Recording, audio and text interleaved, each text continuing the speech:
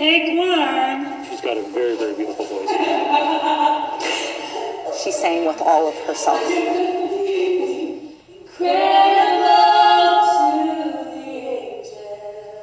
Kristen Fersovitch. But not since Eden have they seen this sight. A singer. A wife.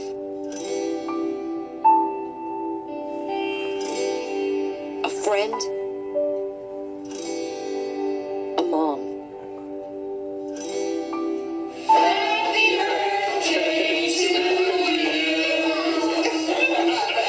Passionate, real, strong-willed, even stubborn.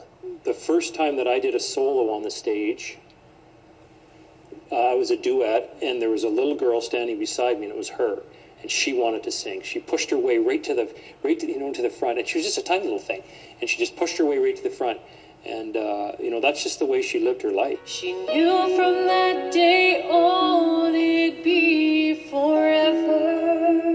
I believe in my heart, with all of my heart. I know I'm not going anywhere. Saying I believe. Her story began long before a terminal diagnosis. She was diagnosed in 2011, and the first thing she did was call me up and say, "Pastor Bob, can I sing in church on Sunday?" Keep up the fight, keep up. She was a force to be reckoned with and backed by a strong faith. Things will turn out right.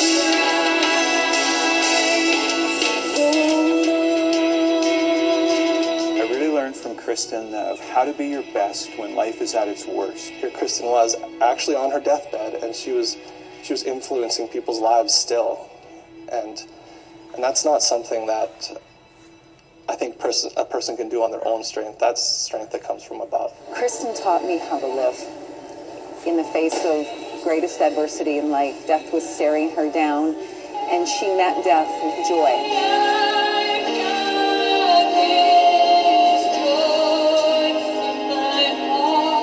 A natural performer, Kristen lit up the stage.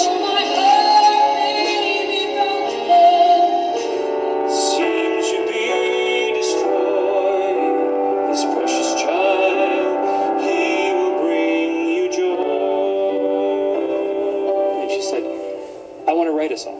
I said, okay, so we immediately went to a piano and we both wrote Christmas Time, and it just came out, and when she sang it, standing ovation for all 5 performances. I mean, people just stood and clapped and clapped.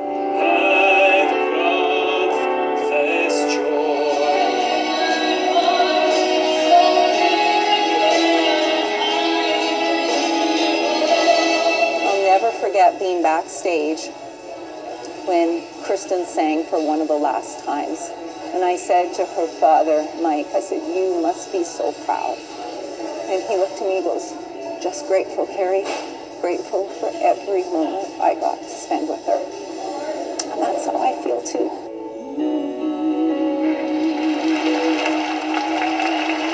Kristen lived for as long as she could, inspiring others with courage, patience, acceptance, and just living life. You think of Christmas time and what it really means.